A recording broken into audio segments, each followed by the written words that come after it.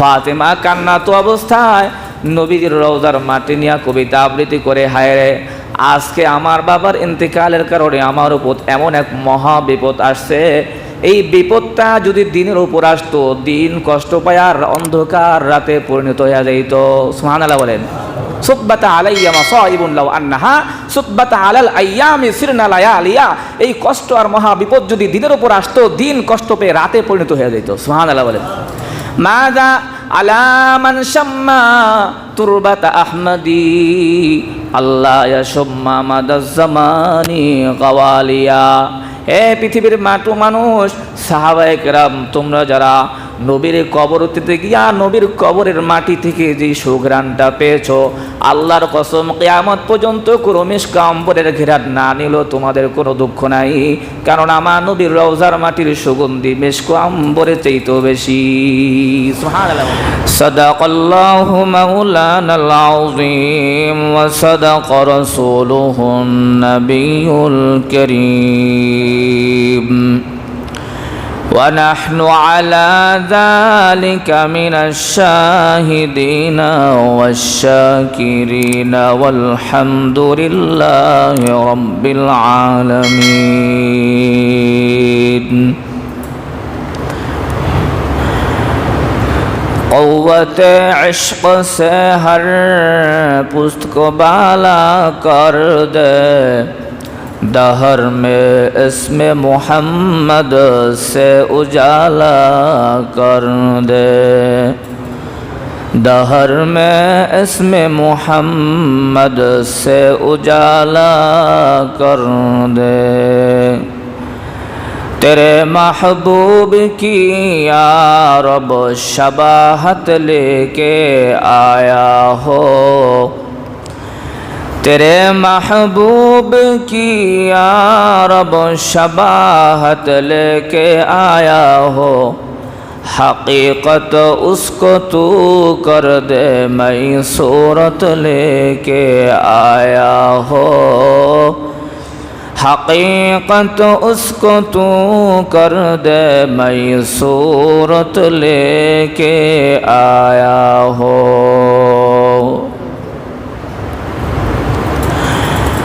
عشق مصطفیٰ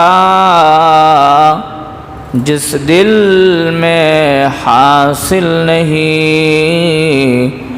لاکھ مومن ہو مگر ایمان میں کامل نہیں، لاکھ مومن ہو مگر ایمان میں کامل نہیں.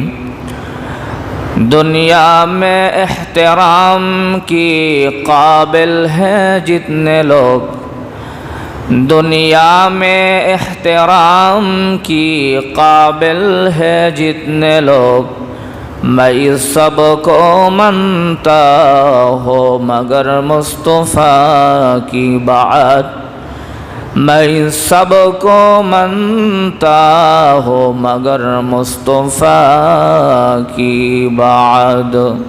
আলহামদুলিল্লাহ, আল্লাহ পাকের কাছে লক্ষ কোটি শুকর ও সুজুদ। এক ব্যক্তি আমাকে প্রশ্ন করলো, সাআলানি সাইলুন আইয়ুমা আফযলু, কোনটা বেশি শ্রেষ্ঠ, রওজাতুন নবী হুজরাতুন নবী আবিল কাবা, নবীর হুজরা বেশি দামি নাকি কাবা বেশি দামি? ফাকুলতু, আমি বললাম, ইন আরাদতা মুজাররাদাল হুজরাতি ফাল কাবাতু আফযলু, যদি তুমি শুধুমাত্র নবীর রওজার ওই ঘরটার কথা শুধুমাত্র বলো, তাহলে বলবো ঘরের চাইতে কাবা অনেক বেশি দামি। ওয়া ইন আরাদতা ওয়া হুয়া ফিহা ফালা ওয়াল্লাহি ওয়ালাল আরশু ওয়া হামালাতহু ওয়ালা জান্নাতু আদনিন ওয়ালাল আফলাকুদ দায়রা, আর যদি রওজার মধ্যে যিনি শুয়ে আছেন, হুজরার মধ্যে শুয়ে আছেন, ওনাকে সহ তুমি যদি কাবাকে মাপতে চাও, কসম করে বলতেছি, আরশ, কুরসি, লৌহ কলম, সাত আসমান, সাত জমিন যদি এক পাল্লায় রাখা হও, লিআন্না বিল হুজরাতি জাসাদান লাউ উজিনা বিল কাউনাইনে লারাজাহা, সব যদি এক পাল্লায় রাখো, তামাম পৃথিবীর সব মাখলুক যদি এক পাল্লায় রাখো, কাবা, আরশ, কুরসি, লৌহ কলম এক পাল্লায় রাখো,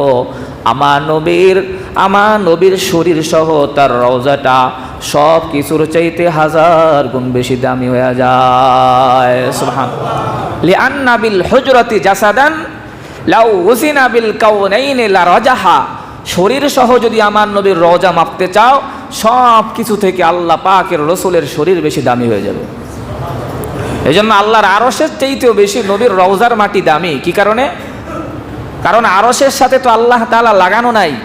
এরকম তো না যে আল্লাহ তাআলা চেয়ারের মধ্যে বসলে আল্লাহ থাকবেন আর চেয়ারে না বসলে পড়ে যাবেন, বিষয়টা কিরকম? এ কারণে এটা তো নিশ্চিত জানা গেল যে চেয়ারের সাথে আল্লাহ তাআলা লাগানোটা আবশ্যক নয়। আল্লাহ চাইলে চেয়ার ছাড়াই থাকতে পারে কিনা জনে বলেন? তা আরশে কি আল্লাহ তাআলা ইস্তাওয়া মালুমুন ওয়াল কাইফু মাজহুলুন ওয়া ইয়াসআলুহু বিদআতুন। আল্লাহ আরশে আছেন কিন্তু চেয়ারের মধ্যে বসা আছেন এটা আমাদের জানা নাই। এ সম্পর্কে প্রশ্ন করাটাও বেদাত। কারণ আল্লাহ চেয়ারের মধ্যে লাগাটা কি আবশ্যক? তাহলে তো বোঝা গেল আল্লাহ একটা জিনিসের মুখাপেক্ষী। আল্লাহ কি কোনো জিনিসের মুখাপেক্ষী? কিন্তু আমার নবী রওজার মাটিতে শোয়া আছে না নাই জোরে বলেন? আমার নবী রওজার মাটিতে শোয়া আছে না? এটা তো নিশ্চিত জানতে পারলাম আমার নবীর শরীরটা রওজার মাটির সাথে লাগানো আছে। কিন্তু এটা নিশ্চিত জানতে পেরেছি আল্লাহ পাকের জাত এবং সত্তা আরশের সাথে লাগানো নাই। তাই একটা নিশ্চিত আর একটা অনিশ্চিত, তাই আমি হলফ করে বলতে পারি আমার নবীর রওজার মাটি আল্লাহর আরশের চাইতে বেশি খাঁটি। সুবহানাল্লাহ বলেন। আল্লাহর আরশের চাইতে বেশি দামি। এই কারণে তো আল্লামা আনোয়ার শাহ কাশ্মীর রহমতুল্লাহ আলাইহি বলেন, পাকিজা তরাজ আরশে বরি জান্নাত আফলাক, পাকিজা তরাজ আরশে বরি জান্নাত আফলাক, আরব গাহে পাকে রসুলে আরবি হে, আরাম গাহে পাকে রসুলে আরবি হে, ऐसा एर बैते नबवी याद रहे, बेकायदा जुम्बिश लब बे अदबी है, आहिस्ते कदम पस्ते सदा हो, आहिस्ते कदम पस्ते नजर पस्ते सदा हो, ख्वाबी दया पाके रसूल अरबी है, ख्वाबी दया रूह रसूल अरबी है। হে রওজার জিয়ারতকারী ব্যক্তিরা, অত্যন্ত বিনয়ের সাথে আদবের সাথে আমার নবীর রওজা জিয়ারত করো। কারণ আমার নবীর রওজা আরশের চাইতে বেশি খাঁটি। কারণ আমার নবীর শরীরটা কিন্তু আমার নবীর শরীরটা রওজার মাটির সাথে লাগানো আছে। সুবহানাল্লাহ বলে। এজন্য যুগে যুগে উলামায়ে কেরাম আমার নবীর রওজার মাটিকে তারা শ্রেষ্ঠত্ব দিতে গিয়ে কাবা বাইতুল্লাহর চাইতে শ্রেষ্ঠত্ব দিয়েছেন। এবং যুগে যুগে তারা তাদের জীবনের অধিকাংশ সময় মদিনায় গিয়ে কাটিয়েছেন। মদিনায় বসবাস করা তাদের জীবনের স্বভাবে পরিণত হয়ে গেছে। আল্লামা ইমাম আতবী রহমতুল্লাহি আলাইহি কিতাবের মধ্যে আছে তাফসীর ইবনে কাসিরের মধ্যে আল্লামা ইমাদউদ্দিন ইবনে কাসির সূরা নিসার 63 নম্বর আয়াতের তাফসীর করতে গিয়ে বলেন, ওয়ালাউ আন্নাহুম ইয যালামু আনফুসাহুম জাউকা ফাস্তাগফিরুল্লাহ ওয়াস্তাগফারা লাহুমুর রাসূল লাওয়াজাদুল্লাহ তাওয়াবার রহিমা। হে নবী, যদি আপনার কোনো উম্মত নিজের প্রতি জুলুম করে, অবিচার করে, গুনাহ করে, তাহলে আপনার রওজার পাশে আইসা যদি আপনার দোহাই দিয়ে আমার কাছে যদি ক্ষমা চায়, আপনাকে যদি বলে ইয়া রাসূলুল্লাহ আমার জন্য একটু ক্ষমা আল্লাহর কাছে নিয়ে দেন, তাহলে অবশ্যই আমি আল্লাহ তাআলাকে আপনি তার জন্য তওবা কবুলকারী হিসাবে পাইবেন। সুবহানাল্লাহ বলে। জাউকা ফাস্তাগফিরুল্লাহ, সেও আল্লাহর কাছে ইস্তেগফার করবে, ওয়াস্তাগফারা লাহুমুর রাসূল, এবং রাসূল তাদের জন্য যদি ইস্তেগফার করে, লাওয়াজাদুল্লাহ তাওয়াবার রহিমা, অবশ্যই আপনি আল্লাহ তাআলাকে তওবা কবুলকারী দয়ালু হিসাবে পাইবেন। সুবহানাল্লাহ। এই হাদিসের এই আয়াতের তাফসীর করতে গিয়ে আল্লামা ইমাদউদ্দিন ইবনে কাসির রাহমাতুল্লাহ আলাইহি নির্ভরযোগ্য একটা ঘটনা বর্ণনা করেছেন। আরো কিতাবের মধ্যে আছে। আল্লামা ইমাম উতবী রাহমাতুল্লাহ আলাইহি বলেন, কুনতু জালিসান ইনদান কবরিন নবী, নবীর কবরের পাশে আমি বসা ছিলাম। ফাজা আরাবিয়ুন, হঠাৎ দেখলাম এক জায়গা থেকে আরবি ব্যক্তি আসলো। আয়েশা নবীর রওজার পাশে বলে, আসসালামু আলাইকা ইয়া রাসূলুল্লাহ। ওগো নবী, আল্লাহর রাসূলকে লক্ষ্য করে রওজার পাশে আয়েশা সালাম দিল। আল্লাহর রাসূলকে কি দিল? সালাম দিল। আরবি ব্যক্তি কি দিল ভাই? সালাম দিল। সালাম দিয়া এরপরে বলতেছে সামিআতুল্লাহ ইয়াকুল ওয়ালাউ আন্নাহুম ইয যালামু আনফুসাহুম জাউকা ফাস্তাগফিরুল্লাহ ওয়াস্তাগফার লাহুমুর রাসূল লাওয়াজাদুল্লাহা তাওয়াবার রহিমা। ওগো নবী, আমি আল্লাহকে বলতে শুনেছি, আল্লাহ কোরআনে বলেছেন যদি তোমাদের কোনো অপরাধ হয়, জুলুম করো, নবীজির রওজার পাশে আসো। ওগো নবী, তাই আমি আল্লাহর কোরআন অনুযায়ী আদেশ পালন করার জন্য, আমার অপরাধ ক্ষমা করার জন্য আপনার রওজার কাছে আসলাম। আপনি আমার জন্য একটু আল্লাহর কাছে দোয়া করেন, আল্লাহ তাআলা যেন আমাকে ক্ষমা করে দেয়। আল্লামা ইমাম উতবি বলেন, আরবি ব্যক্তি কথাগুলা বইলা নবীজির রওজার পাশে সালাম দিয়া এবার লম্বা সময় একটা কবিতা আবৃত্তি করতে লাগলো। ইয়া খায়রা মান দুফিনাত বিল কা'i আ'যামুহু ফাতাবা মিন তিবিহিন্নাল কা'উ ওয়াল আকামু নাফসিল ফিদাউ লিকবরিন আনতা সাকিরুহু ফীহিল আফাফু وفيه الجود والكرم أنت الحبيب الذي ترجى شفاعته على الصراط إذا ما زلت القدم يا صاحبك فلا أنساهما أبدا مني السلام عليكم ما جرى القلم। লম্বা কবিতা আবৃত্তি করতে লাগলো। ইয়া খায়রা মান দুফিনাত বিল কা'i আ'যামুহু ফাতাবা মিন তিবিহিন্নাল কা'উ ওয়াল আকামু নাফসিল ফিদাউ লিকবরিন আনতা সাকিনুহু ফীহিল আফাফু ওয়া ফীহিল জুদু ওয়াল কারামু। হে পৃথিবীর শ্রেষ্ঠ মহামানব, কবরের মাটিতে শোয়ার কারণে যেন কেমন যেন পৃথিবীর সব মাটিগুলা আপনার স্পর্শ পেয়ে সব সুগন্ধতে পরিণত হয়ে গেছে। সুবহানাল্লাহ। আপনার কবরের জন্য আমার জান, আমার জীবন আমি উৎসর্গ করে দিলাম। শুধুমাত্র একটা জিনিস আপনার কাছে কামনা করি, পুল সিরাতে চলতে যদি আমার পা পিছতে পড়ার সম্ভাবনা থাকে, পড়ে যায়, তখন আপনি একটু সুপারিশ করে আমাকে পুল সিরাতটা পার করে দিলেন। সুবহানাল্লাহ। আনতাল হাবিবুল্লাযী তুরজা শাফাআতুহু আলাস সিরাতি ইযা মা যাল্লাতিল কদামু। এই তেলাওয়াত, এই কবিতাগুলো আবৃত্তি করতেছিলেন আবেগ ঘন কণ্ঠ নিয়ে। নবীজির রওজার পাশে কবিতাগুলো আবৃত্তি করে এবার রওজা থেকে আস্তে করে চলে গেলেন।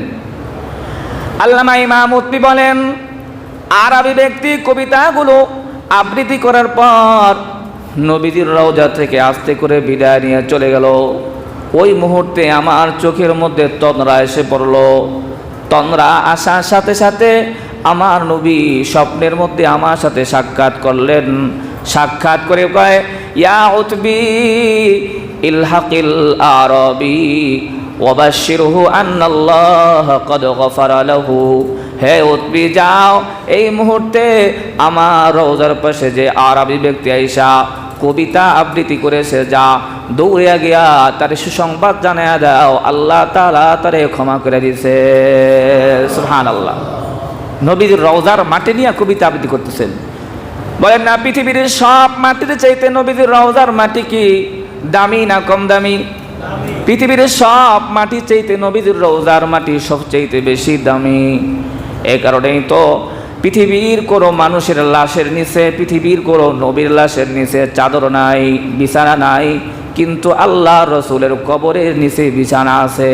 সুবহানাল্লাহ বলেন। ইতিহাসটা আপনারা জানেন না? তিরমিজি শরীফের মধ্যে হাদিস আসছে, শুকরানু মাওলা রাসূলিল্লাহ সাল্লাল্লাহু আলাইহি ওয়াসাল্লাম ইয়াকুল, আল্লাহর রাসূলের আযাদকৃত গোলাম শুকরান বলেন, আনা ওয়াল্লাহি তারাহতুল কতিফাতা তাহতা রাসূলিল্লাহি ফিল কবরি। আল্লাহর কসম, আমার নবীর ব্যবহারকৃত একটা চাদর ছিল, ওই চাদরটা আমি সিস্টেম করে আমার নবীর কবরের মধ্যে আমি রাসূলের লাশের নিচে বিছিয়ে দিয়েছি। সুবহানাল্লাহ বলেন। কারণ নবীজির ওই ব্যবহারকৃত চাদর নিয়ে সবাই ঝগড়া লাগাইছে। আলী আর আব্বাস। আলী বলেন আমি এটা পাওয়ার উপযুক্ত, আব্বাস বলেন আমি পাওয়ার উপযুক্ত। নবীজির চাচা আর কি ভাতিজা, চাচা বলে আমি পাবো এটা, আর ভাতিজা বলে না, এই ব্যবহারকৃত চাদরটা আমি নিতে চাই। মাঝখান থেকে শুকরান ও মাওলা রাসূলিল্লাহ, নবীজির আযাদকৃত গোলাম শুকরান বলে, নবীজির ব্যবহারকৃত চাদরটা নিয়ে তোমরা টানাটানি করছো, একজনও পাবা না। যাও, আমি চাদরটা নিয়ে নিলাম। চাদরটা নিয়ে নবীজির কবরের নিচে বিছাইয়া দিয়েছেন। সুবহানাল্লাহ। পৃথিবীর কোন নবীর কবরের নিচে বিছনা আছে? বলেন, আছে? বলেন না। কোন ওলির কবরের নিচে বিছনা আছে? বিছানা দিছেন নাকি কেউ? কারো কবরের নিচে বিছানা নাই, কিন্তু আমার নবীর রওজার পিছে আল্লাহ তাআলা সিস্টেম করে নবীর সম্মানার্থে তার এক খাদেম দিয়া একটা বিছানা আল্লাহ তাআলা বিছাইয়া দিয়েছেন। সুবহানাল্লাহ। তিরমিজি শরীফের মধ্যে আছে শুকরানু মাওলা রাসূলুল্লাহ সাল্লাল্লাহু আলাইহি ওয়াসাল্লাম। শুধু কি তাই, পৃথিবীর সব মানুষ ইন্তেকাল করলে তাকে গোসল দেয়, কাপড় খুইলা না কাপড় রাখা অবস্থায়। বলেন না, গোসল দেন কাপড় খুইলা না কাপড় রাখা অবস্থায়? খুইলা না। কিন্তু আল্লাহ রাসূল সাল্লাল্লাহু আলাইহি ওয়াসাল্লাম ইন্তেকাল করার পর সাহাবাদের মধ্যে এবার তর্ক শুরু হয়ে গেল, নবীদের গোসল কি কাপড়ের উপর দিয়ে দেব নাকি কাপড় খুলে দেব? ওই মুহূর্তে সাহাবায়ে কেরাম বলেন, আমরা যখন তর্কে লিপ্ত হইলাম, হঠাৎ করে আল্লাহ তাআলা আমাদের সকলের চোখের মধ্যে ঘুম এনে দিলেন, তন্দ্রা এসে পড়লো, ঘুমায়া পড়লাম। আর দেখলাম বাহির থেকে একটা আওয়াজ আসতেছে, এই সাহাবায়ে কেরাম, তোমরা নবীজির গোসলটা তার জামার উপর দিয়া দাও। সুবহানাল্লাহ বলেন। সবাই চোখ খুললাম, চোখ খুলে তাকায় দেখি কেউ নাই। সুবহানাল্লাহ বলেন না। অদৃশ্য থেকে আওয়াজ আসলো, রসুলের গোসলটা তোমরা তার কাপড়ের উপর দিয়ে দাও। ওলামায়ে কেরাম কেউ কেউ বলেন সেটা ছিল হযরত খাদির আলাইহিস সালাতু ওয়াস সালাম। সুবহানাল্লাহ বলেন। নবী পাক সাল্লাল্লাহু আলাইহি ওয়াসাল্লামের গোসলটা তার কাপড়ের উপর দিয়ে দেওয়া হয়েছে। এই কারণে আল্লাহ রাসূল সাল্লাল্লাহু আলাইহি ওয়াসাল্লামের রওজার মাটিটা এমন শ্রেষ্ঠ, যেই মাটি নিয়ে আম্মা ফাতেমা কবিতা আবৃত্তি করেছেন। হযরতে আনাস রাদিয়াল্লাহু তাআলা আনহু বলেন, যখন আমরা দাফন কাফন শেষ করে আসলাম, নবীজির কবর যখন দেওয়ার পর আমরা আসলাম, আসার পরে ফাতেমা কান্নারত অবস্থায় আমাকে ডেকে বলে, ইয়া আনাস, কাইফা আতাবাত আনফুসুকুম আন তাহসু আলা রাসূলিল্লাহিত তুরাব। ইয়া আনাস, কাইফা আতাবাত আনফুসুকুম আন তাহসু আলা রাসূলিল্লাহিত তুরাব। হে আনাস, কেমনে পারলা নবীরে শোয়া দিয়া তার উপর মাটি চাপা দিতে? তোমাদের মন কি তোমাদের সায় দিল? তোমাদের মন কি একটু থরথর করে কাঁপে নাই? একটু কষ্ট লাগে নাই? নবীরে শোয়া তারপর মাটি দিয়া চলে আসছো।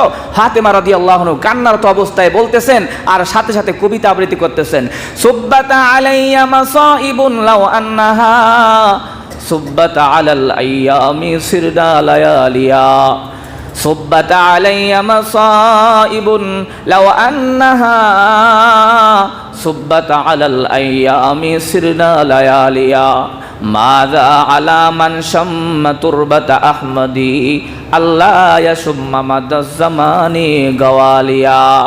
ফাতেমা কান্নাত অবস্থায় নবীজির রওজার মাটি নিয়ে কবিতা আবৃত্তি করে, হায় রে, আজকে আমার বাবার ইন্তেকালের কারণে আমার উপর এমন এক মহা বিপদ আসছে। এই বিপদটা যদি দিনের উপর আসতো, দিন কষ্ট পায় আর অন্ধকার রাতে পরিণত হয়ে যাইত। সুবহানাল্লাহ বলেন। সুব্বাতা আলাইয়া মাসাইবুন লাউ আন্নাহা সুব্বাতা আলাল আইয়ামি সিরনা লায়ালিয়া। এই কষ্ট আর মহা বিপদ যদি দিনের উপর আসতো, দিন কষ্ট পেয়ে রাতে পরিণত হয়ে যাইত। সুবহানাল্লাহ বলেন।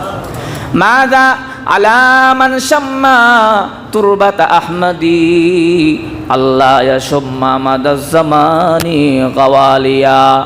এ পৃথিবীর মাটু মানুষ, সাহাবায়ে কেরাম, তোমরা যারা নবীর কবরতে গিয়া নবীর কবরের মাটি থেকে যে সুঘ্রাণটা পেয়েছো, আল্লাহর কসম কিয়ামত পর্যন্ত কোনো মিশকা আম্বরের ঘেরাট না নিলেও তোমাদের কোনো দুঃখ নাই, কারণ আমার নবীর রওজার মাটির সুগন্ধি মিশকা আম্বরের চাইতেও বেশি।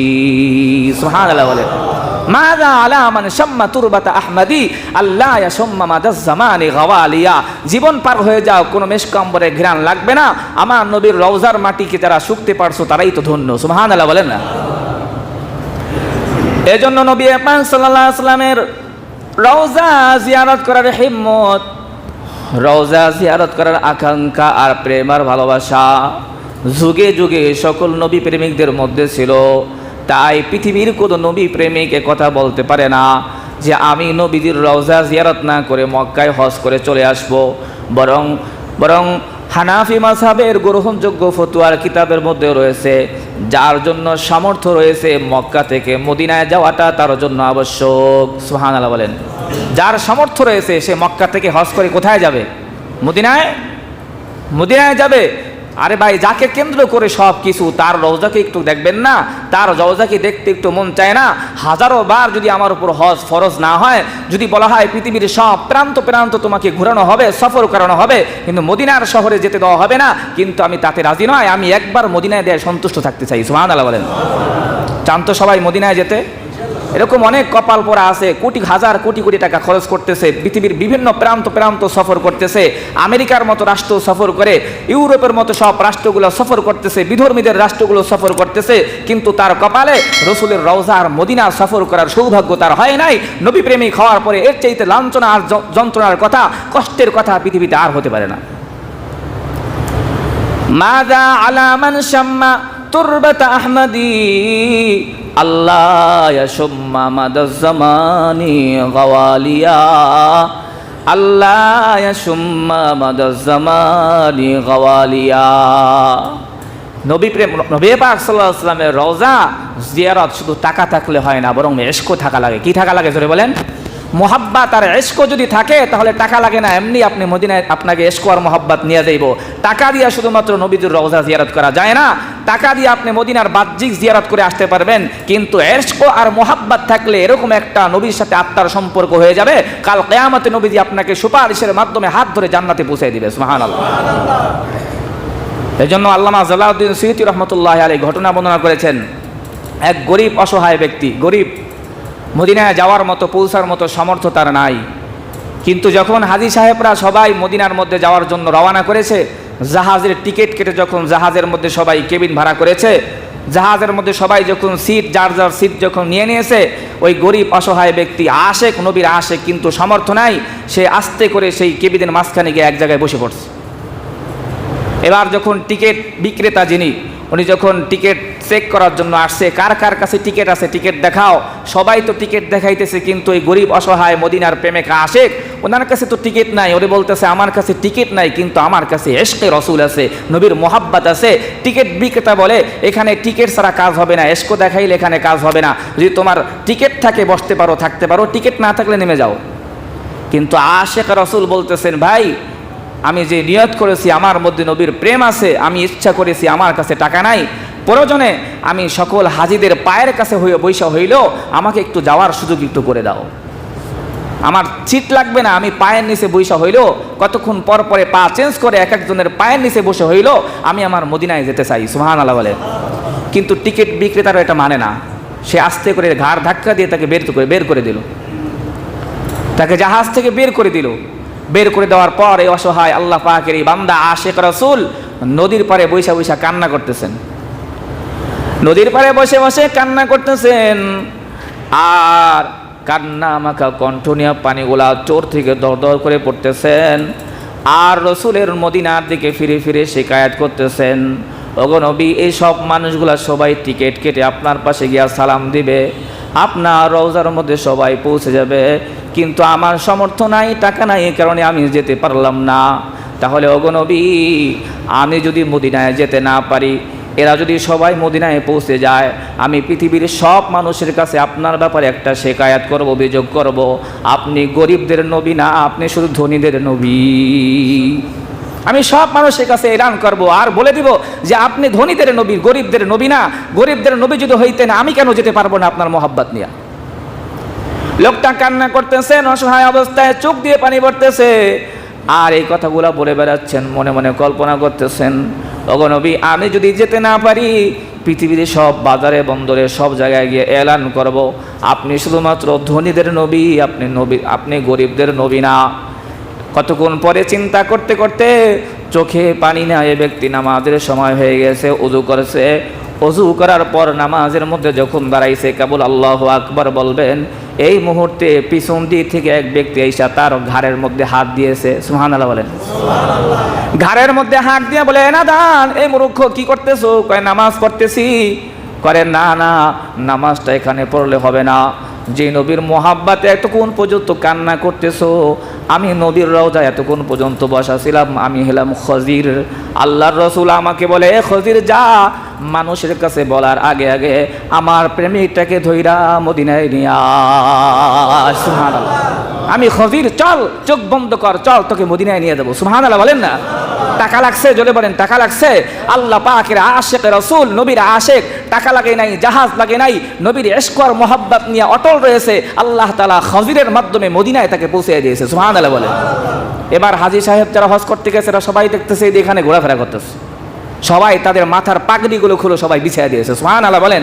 তোমরা তো দৌলত আর টাকা পয়সা নিয়ে আসছো, এর বদলতে তোমরা আসছো, আমি এগুলার বদলতে আসি নাই। আমাকে আল্লাহ তাআলা ইশকে রাসূলের মোহাব্বতের বদলে আমাকে দিয়ে আসছেন। সুবহানাল্লাহ।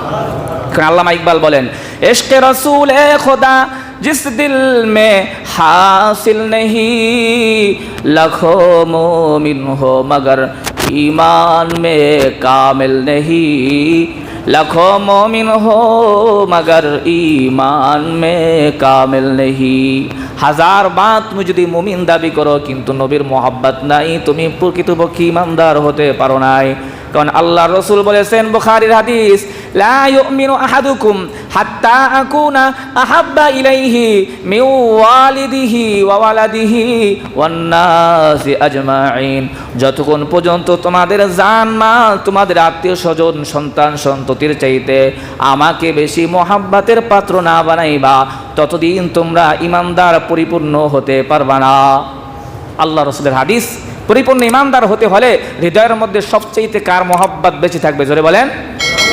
আল্লাহ রাসূল সাল্লাল্লাহু আলাইহি ওয়াসাল্লামের মোহাব্বত দিলের মধ্যে বেশি থাকতে হবে। রওজার পাশে গিয়া কবিতা আবৃত্তি করতে হবে, রুখসার সে বরকা কা যারা পর্দা উঠা দো, লিল্লাহি মুঝে হুসনে খুদা দাদে দেখা দো, লিল্লাহি মুঝে হুসনে খুদা দাদে দেখা দো, আয়ে বাহর করম সদকা হুসैन ইবনে আলী কা, পিয়াসা হো মুঝে শরবতে দীদার পিলা দো, पियासा हो मुझे शरबत दीदार पिला दो, जो लोगों की कहलाते हैं सग तेरी गुली का, उन लोगों की दफ्तर में मेरा नाम लिखा दो, उन लोगों की दफ्तर में मेरा नाम लिखा दो। मैं दूर हो मजबूर हो ऐ सैयद आलम, मैं दूर हो मजबूर हो ऐ सैयद आलम, दीदार दिखाते नहीं आवाज सुना दो, दीदार दिखाते नहीं आवाज सुना दो। যদি তোমাকে দেখা সক্ষম না হয় রওজার পাশে গিয়ে অন্তত পক্ষে যখন সালামটা দিব রওজা থেকে আমি যেন আমার কানের মধ্যে তোমার সালামের জবাবটা শুনতে পাই। সুবহানাল্লাহ বলে।